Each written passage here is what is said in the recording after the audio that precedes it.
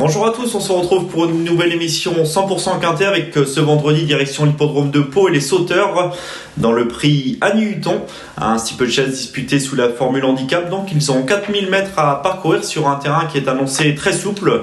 Il fait relativement beau depuis un certain temps en Béarn et le terrain ne devrait pas s'assouplir outre mesure d'ici vendredi, même si quelques averses sont annoncées en cette fin de semaine en terre paloise. Nous avons débuté cette étude avec la présentation de la course, le tableau des partants, avec dans le haut du tableau des concurrents bien connus, notamment le numéro 2 Argentier que l'on ne présente plus, lui qui est désormais âgé de 12 ans. On peut également penser dans cette première partie du tableau, numéro 5, IT Missa Est, qui n'est pas de tous les jours, mais qui possède quelques moyens. Le 6, Genesis As, attention, nous vous conseillons de le racheter, on y reparlera un peu plus en détail plus tard. Le 7, Arvel de Karbar, qui est très régulier. Le numéro 8, Goal, qui est incontournable dans cette épreuve, on y reviendra également plus en détail dans quelques instants. Il fait figure de bon point d'appui avant coup. Le 9, Beryl, l'on ne présente plus à Pau, tout comme le 10, Bandero.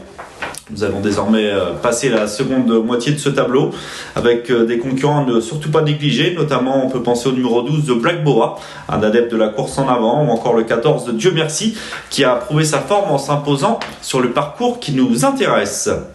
Rappelons que ce quintet se disputera vendredi à 13h50 et en terrain très souple. Nous allons désormais passer à notre nouvelle rubrique, le papier.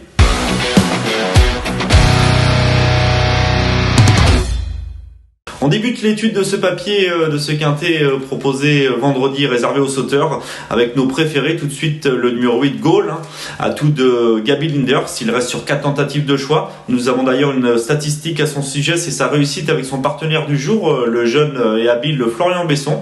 Il l'a montré à 4 reprises pour 4 places dans les 3 premiers, soit 100% de réussite. Dans l'épreuve qui peut servir de référence, que vous allez revoir à l'image, le prix Auguste de Castelbazac, ce Gaul se comportait très bien sous la casaque orange et noire. Il avait figuré à proximité du groupe de tête. Il était venu tout près des concurrents qui galopaient aux avant-postes dans le tournant final. Il s'était vainement lancé à la poursuite de gage de réussite sur le plat, mais s'assurant une nette deuxième place. S'il n'avait pas rencontré ce gage de réussite lors de ses 2 plus récentes tentatives, il se serait imposé facilement. L'avantage quand on ne gagne pas avec la formule handicap, c'est qu'on ne prend pas de poids, donc ce qui lui permet de répéter. Il mériterait de trouver son jour, en tous les cas avant le coup. Il fait figure de bon point d'appui. Ce numéro 8, Goal. Nous aimons bien également le numéro 7, Havel de Karbar, atout d'Anne-Sophie Paco, qui sera confié au très habile Félix de Gilles.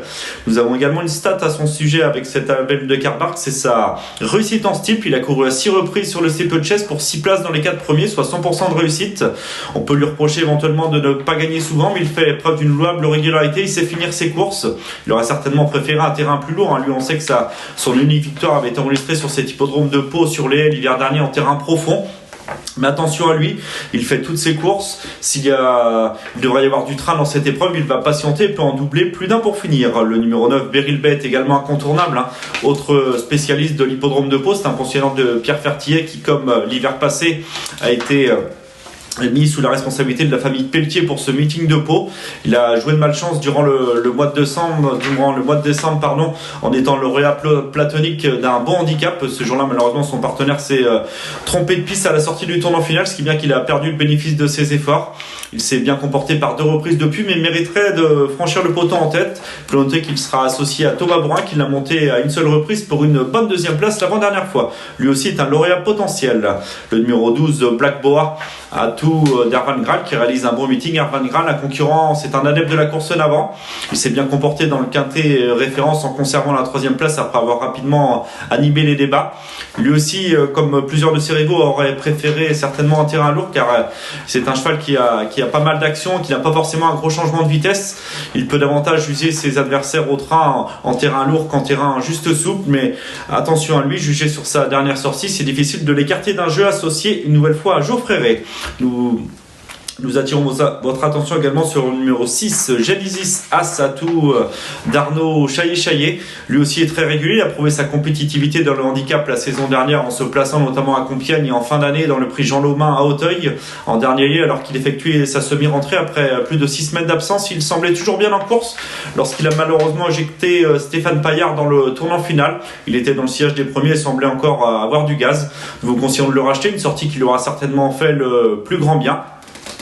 il peut, s'il franchit bien les différentes difficultés, jouer un bon rôle. Nous allons désormais passer aux chances régulières de ce quintet, avec notamment le numéro 6, Bandero, compagnon de couleur du numéro 7, Havel de Kerbar. Il a un peu les mêmes caractéristiques, c'est-à-dire qu'il est très régulier, il gagne rarement, il ne compte qu'une victoire, mais il fait preuve d'une régularité exemplaire. Il a repris la fraîcheur suite à sa 4e place du 31 décembre dernier. Il sera associé à Thomas Anderson, qu'il a déjà monté et fait l'arrivée avec. Il va certainement patienter lui aussi, aurait préféré un terrain lourd. Une nouvelle fois, on le voit davantage prendre une place que s'imposer, mais difficile de l'écarter dans un champ réduit. Nous penserons également au numéro 4, à savoir Stormkrantz, qui après avoir effectué une rentrée victorieuse en début d'année en Italie à Pise, s'est bien comporté, pas plus tard que vendredi dernier. Il court à une semaine, mais son entourage a déclaré dans notre rubrique entraînement qu'il était resté au mieux, qu'il avait bien récupéré de ses efforts. Il change de spécialité, lui qui vient d'être vu en haie et cette fois vu en steeple, mais il est polyvalent. On l'a déjà vu bien faire sur des hippodromes très différents comme Cannes-sur-Mer, Auteuil et en dernier lieu à Pau. Si le changement de spécialité ne le dérange pas et qu'il s'adapte au tracé palois du steeple qu'il va découvrir, il peut à nouveau s'immiscer dans la bonne combinaison à Bellecote. Il ne faudra pas non plus sous-estimer le numéro 2, Argentier, spécialiste de cet hippodrome de Pau, le 12 ans d'Éric Leray. Et certes, semble-t-il un peu moins tranchant désormais, mais si bien que son poids a été revu à la baisse. En dernier lieu, il a pris des coups durant le parcours, il ne faut certainement pas lui en tenir rigueur. Après avoir pris des coups, je vous le répète à plusieurs reprises dans le parcours, il a joué de malchance au début de la ligne d'en face en se trouvant derrière Milanesca qui est tombé. Il est seul, lui a fait perdre son action et son partenaire a décidé de l'arrêter. C'était une sage décision. Attention tout de même, il retrouve Kevin Nabet en cette occasion. Avec Kevin Nabet, il compte 5 victoires ensemble et plusieurs places en 17 associations. Dans un lot qui ne semble pas extraordinaire, on ne peut le négliger pour une place. On n'a pas non plus sous-estimé en bout de combinaison le numéro 14, Dieu merci. Il est désormais âgé de 9 ans, mais il a été ménagé. Il a certainement eu des problèmes de santé tout au long de sa carrière, comme beaucoup de chevaux d'obstacles. Il a couru qu'à 13 reprises. Il a ouvert son palmarès que récemment, à l'âge de 9 ans. Le lot était inférieur, mais il l'a bien fait en étant monté en confiance. Il sera... L'opposition est cette fois plus relevée, il a été pénalisé, mais attention à lui, sa forme actuelle peut lui permettre de se surpasser, pourquoi pas espérer monter de catégorie avec bonheur. Nous penserons également en bout de combinaison numéro 16, In Extenso, à tout de monsieur Collet. Il a l'avantage d'être confirmé sur le steeple de Pau, mais il est intermittent et surtout c'est un spécialiste du terrain lourd, donc tout ne sera pas réuni pour une bonne tentative. Mais attention, Bertrand Lestral lui sera associé, nous ne pouvons pas non plus le négliger, même si nous ne l'avons pas gardé dans un choix prioritaire. Le numéro 5, Itamissa Est, pouvait être elle aussi gardée dans un choix prioritaire, mais elle est intermittente. En dernier lieu, après avoir remporté son handicap et être pénalisée, elle n'a jamais été en course, mais faut pas la juger hâtivement sur cette tentative car elle n'a pas fait sa valeur. A priori, elle n'était pas décidée et pas volontaire ce jour-là. Si elle daigne donner sa pleine mesure, attention à elle, car ses moyens ne font aucun doute. Il ne faudra pas non plus oublier dans un éventuel champ à lui dans une longue. On a parlé du 5, le 3, Groomboy, lui aussi est intermittent, il a déjà montré de belles choses. On se rappelle qu'il avait gagné son steeple de chaise dans une épreuve réservée aux Gentleman Riders sur l'hippodrome d'Auteuil le jour du grand steeple au printemps dernier. Depuis, il a connu des fortunes diverses. Il a bénéficié du distancement de Beryl Bay, d'Elvis de Balme pour s'imposer lors de son avant-dernière sortie. Il a été pénalisé depuis et en dernier lieu, il semblait battu lorsqu'il a chuté dans le tournant final. Il manque de constance pour nous. Enfin, le numéro 1, Follow Me Soldier, lui aussi est en forme et il reste sur un succès qui était courageux au niveau inférieur. Ça semble plus compliqué sous 72 kg face à une telle opposition. Nous avons détaché 3 outsiders dans cette épreuve, c'est-à-dire le numéro 15, Eddie Boom, qui a l'avantage d'être confirmé à Pau, mais il n'aura pas son terrain de prédilection, ce qui complique sa tâche. Le numéro 13, Honor Estivo, un anglo-arabe qui n'est pas dénué de moyens, mais il doit faire ses preuves à ce niveau et peut manquer de métier face à une telle opposition. Il sera de nouveau muni d'un bonnet en cette occasion et confié pour la première fois à Romain Julio. Et enfin le numéro 11, Lord Dragon, qui a besoin de nous rassurer pour ce retour en steeple. L'impasse est tentante. Nous allons désormais passer à notre nouvelle rubrique, notre choix.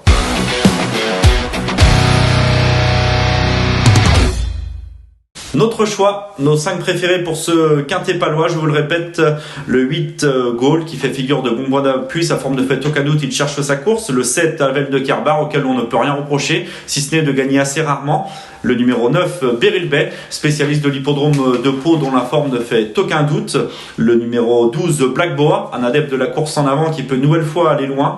Et enfin, le numéro 6, Genesis As, qui mérite d'être racheté suite à sa dernière tentative malheureuse. Donc nos 5 préférés, 8, 7, 9, 12 et 6. On peut également vous rappeler que vous pouvez retrouver sur notre nouveau site paris-tour.com les différentes performances détaillées des différents concurrents pour établir vos jeux, également suivre les courses avec notre rubrique Le Live. Nous allons désormais passer à notre conseil de jeu au cours de cette belle réunion paloise ce vendredi dans la 7e épreuve du programme en réunion 1, le convoité prix Camille Dubosc. Ils seront 14 ans en découdre cette année, une très belle édition relativement ouverte où nous avons un coup de cœur, le 701 Diabolezza, à tout de Daniel Amélie. Il n'a pas manqué ses 2 premières sorties sur cet hippodrome de Pau, montrant un réel potentiel. Il sera de nouveau confié à Romain Julio. En dernier lieu, il s'est certes imposé de peu, mais semble-t-il plus sûrement que ne l'indiquait l'écart à l'arrivée. Il semble promis un très bel avenir. Il devrait être vu au cours des prochains mois sur l'hippodrome d'Auteuil, mais là, il va tenter de conserver son invincibilité à Pau cet hiver dans cette liste toujours très convoitée. Le numéro 701 Diabolezza nous plaît bien. Cette émission touche à sa fin. Vous nous retrouverez pour une prochaine émission 100% quintet avec un nouveau quintet réservé aux galopeurs. Ce sera samedi sur l'hippodrome de Deauville. Bon jeu à tous.